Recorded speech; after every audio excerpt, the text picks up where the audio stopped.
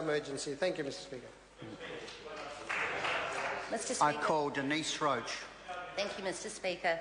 The Greens will be supporting this legislation because we believe that there does need to be a lot more clarity and transparency around donations and how much of those donations are spent on third-party fundraisers. In 2011, just over 1 million people in our country dug into their pockets and donated over $1.5 billion to charities, according to the Bill report commissioned by Philanthropy New Zealand.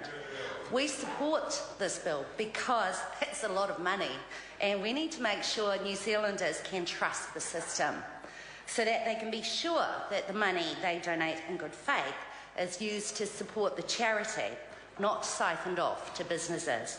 And I'm heartened by the generosity of New Zealanders. There are so many organisations that rely on the charity dollar. They include, and are not limited to, community social service providers, human rights groups, sports teams, education groups, environmental organisations, parenting organisations, community organisations across the spectrum.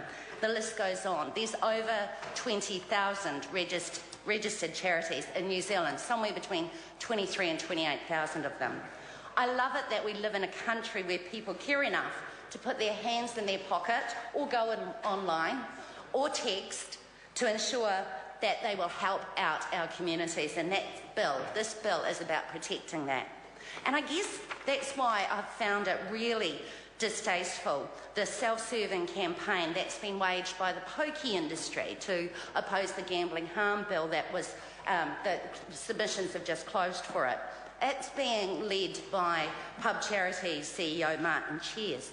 Pokie trusts, although not to be trusted is probably a better description, currently have the job of distributing the proceeds from pub pokie gambling back to communities. And many community organisations rely on those funds just to keep themselves afloat.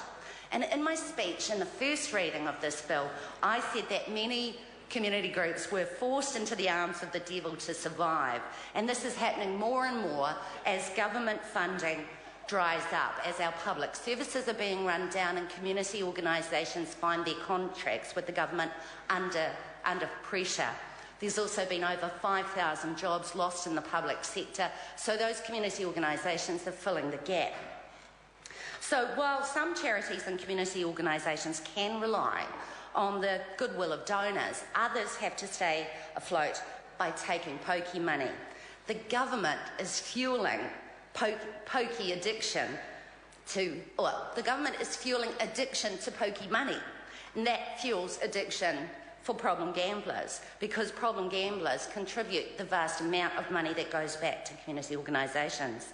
And it really distresses me that while we're keen to address the rorts and the dodgy dealings of third-party fundraisers with this bill, the attempts to address the rorts and dodgy dealings of the pokie trusts with the passing of the first reading of the Gambling Harm Reduction Bill in Te Ururo Flavel's name has met with such fierce opposition from the gambling industry.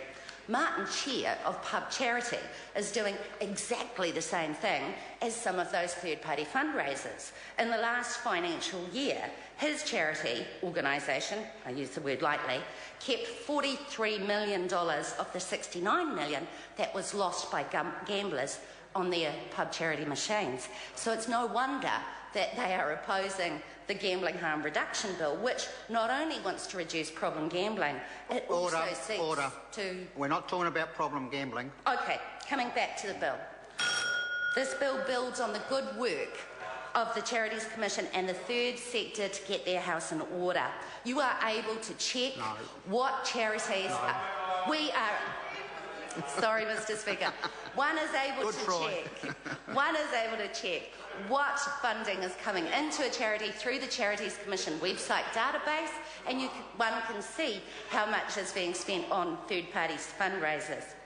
We believe that this bill goes some way towards protecting donations and donors and charities in New Zealand. It is well-intentioned. There are some big gaps in it. We do know this, and we know that that has been addressed through the Select Committee. Our only caution is that we're hopeful that the appropriate regulatory mechanisms will be developed in partnership with key players with those who are most affected. Thank you. Call Dr. Jiang Yang. Mr. Speaker, it is a pleasure to speak on